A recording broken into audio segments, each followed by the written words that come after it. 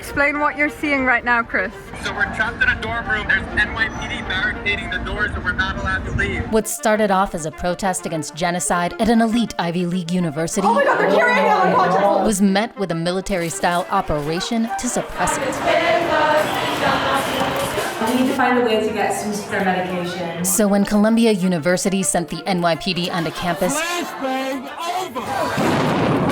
students were faced with some disturbing realizations. They're willing to deploy violent, militarized police to maintain their active investment in genocide. AJ Plus was the first to speak with pro-Palestinian students who were arrested inside a barricaded campus building after police raided it. It sounded like we're being shot at. We're reporting from the heart of the campus that sparked a global student movement for Palestine. We are here on the streets because there's been 40,000 martyrs slaughtered by the Israeli war machine, which has been sustained and financed by many organizations here in New York City. Including this very university, where students are challenging an elite system that helps maintain U.S. violence abroad and silences anyone who gets in their way. They didn't even allow a medic to reach the student that they had shoved down the stairs.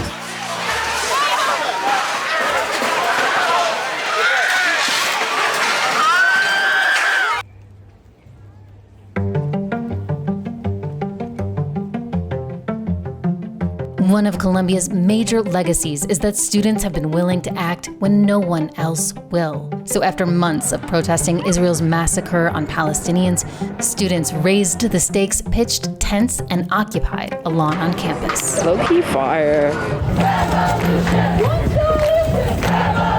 It was meant to be a disruption of the status quo, but even during protest, there were moments that felt kind of normal. Then came an announcement. Earlier today, President Shafiq sent out an email announcing the end of negotiations and declared explicitly that the university will not divest from Israel. We will not be moved unless by force. Students say some of Columbia's $14 billion investment fund is funneled into companies that enable and profit from Israel's state violence. They want their university to cut those financial ties with Israel and boycott Israeli schools for upholding the apartheid system.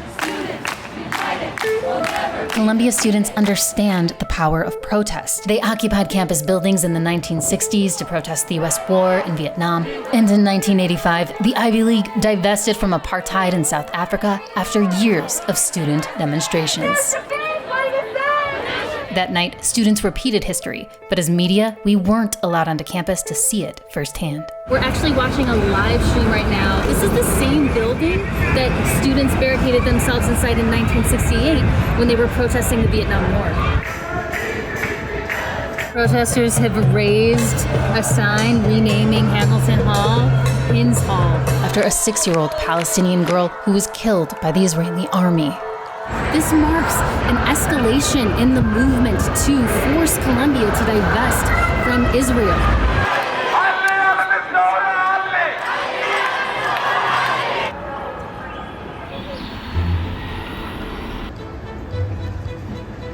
The next day, when more police barricades showed up, so did supporters like Sherry and Hadia. We're here to support the people of Columbia, the students of Columbia that are risking everything, and we know that they're risking everything, to stand and give Palestinians a voice and say, hey, not with our school dollars do we want to fund a genocide. 2 Palestinian moms from Chicago could understand the meaning of this movement, but the university, it seems, couldn't.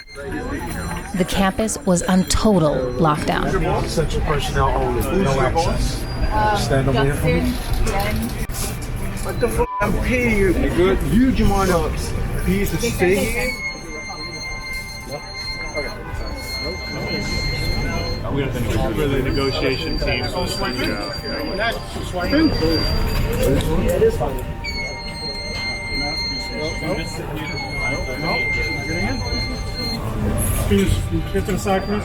Many students were denied access, including lead negotiator for the encampment, Mahmoud Khalil. The school promised him protection from retaliation, but that morning he found out he was suspended. How do you think the university has been handling negotiations prior to this point? It was clear that the university was not acting in good faith. They refused to acknowledge that this is a huge movement that goes beyond just those students on the camp that goes across the country. What Colombia's done, other schools have followed, and as new encampments spread across the world, so did the counter-protests and harassment. You want to see my face? I don't have my face. I'm not I said wrong. We are coming. And just outside campus, someone was filmed tearing down a Palestinian flag. It's good to see it back up, flying strong. Jewish student Jared says there's been so much misinformation about why students have been protesting. I'm very proud of all of my fellow Jewish students for standing up for what's right, even if they're told by a lot of institutions that this movement is inherently against them. It is not. It's against occupation, it's against apartheid, it's against genocide. We will not stop, we will not rest this close. Israel rules over Palestinians through an apartheid system. In Gaza, it's been a 17-year siege. That means Israel decides when millions of people get access to food, water, electricity, and more. Hey, Mohsen, how's it going?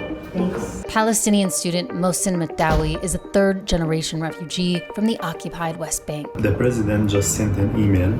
Students occupying the building face expulsion. They have made their mind, and their mind is collective punishment. And now they're besieging the students who are protesting and the students who are on campus. That means supplies may not get into campus, and they are creating a valve where people leave one way and they cannot come back into campus. This is a strategy that is used by the oppressor, and Columbia University is not realizing that they are doing the same thing. After the interview, we learned that despite an earlier announcement saying no press would be allowed on campus, a select few media outlets were getting in. So our producer Asia right now is trying to reach the communications department at Columbia. Your call has been forwarded to the voicemail for ABC are on the list, CNN is on the list, NY1 is on the list, Associated Press is on the list, Getty is on the list, New York Times is on the list. Al Jazeera is not on the list. The university gave students until 2 p.m. to abandon the encampments, but they never left. Neither did the crowds of people who gathered to shout support through the gates to them. We just get an alert from the university. Shelter in place for your safety due to heightened activity on the Morningside campus. As Mohsen left, leaflets started falling from the sky. In Gaza, it's usually the Israeli army that's dropping leaflets from the sky warning of danger. But tonight, it's pamphlets for Hind Rajab, the 6-year-old Palestinian girl who was killed by the Israeli army.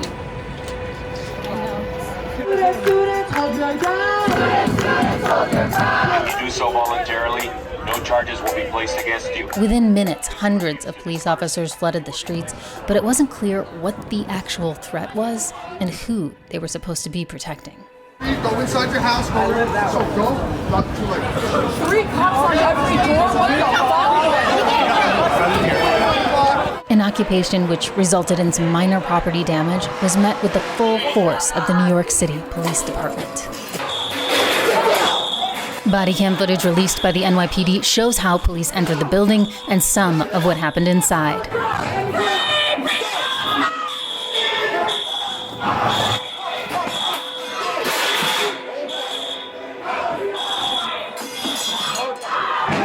During the operation, the NYPD prevented access to most journalists and tried to turn away legal observers and medics. Columbia University says that their concerns are student safety, but does this look like student safety right now? Free Palestine, free Gaza! Free Palestine! Just behind me, you can see that they have dozens of people who they've arrested. In the end, over 100 people were arrested around campus. 48 of them were inside Hamilton Hall during the operation. As the night wrapped up, we ran into Mohammed Al-Kurd, a Palestinian whose story gained international attention when settlers took over his home in occupied East Jerusalem. Mohammed, tonight's been a really tough night. Police have come out in full force, arresting dozens of students. By all accounts, it could seem like this liberation movement, at least on this campus, has ended. What's your response to that? This kind of repression is, albeit ugly, is part of any natural movement, and it comes and and goes and it comes in ebbs and flows. The more there's resistance to colonial violence, the more there's resistance to imperial violence, the more brutal that violence is going to get. And I don't mean to sound insensitive in any way, shape or form. You know, my heart goes out, and I'm here for a reason, and my heart goes out to all the students who have been arrested. But I think they understand as well as I do that no matter the amount of violence that they've gone through tonight, it does not compare. It does not compare to white phosphorus. It does not compare to aerial bombardment. And they understand this, and this is why they're out in the streets today. The next day, the encampment was gone, but the spirit of student-led movements to end war and topple apartheid continued. We're headed to downtown Manhattan right now to be with Erica. She's a law student who's trying to help people who were arrested last night. What do you think the media is getting wrong about what happened last night? The vast majority of the people that took over Hamilton Hall were students that are at the university currently. There's no reports that any of them did anything violent, unless you consider it violent to like just sit in a building. What are the lessons from last night? These elite institutions, they produce people that are upholding oppressive systems, whether it be capitalism, racism, etc. And so I think that, to me, this is sort of the like mask off of like what the university actually is in this day and age. And it's a money-making scheme. I mean, these schools are over $75,000 a year that people are paying. It's like, how much free speech, you know, did we ever really think we were going to get at these schools? And I think it's sort of just, it's been like a very sad revelation as a student, because the universities also do simultaneously have so much potential and so many young people that are there that are trying to sort of push back against the way that things have always been done. After we spoke to Erica, 2 students who were inside Hind Hall when police raided it were released and said they'd speak to us on the condition we don't show their faces. What was it like to experience that firsthand? Yeah, I think the most unsettling part was we saw them using the saws to like cut through, and you could see like the sparks and everything, and then all of a sudden you hear like it sounded like we're being shot at, and we didn't know until like later that they were like flash grenades. But like in the moment, everyone thought they were literally getting shot at, and people like down. Like we were like barricaded up, but then once we heard that, we literally like everything just like crumbled a little bit. We were just like ducked down because it's like they weren't even inside, so they didn't have a clear shot of what was happening. We could have been standing right there, and we could have gotten hit by that. One officer did in fact fire their gun, but no one was injured.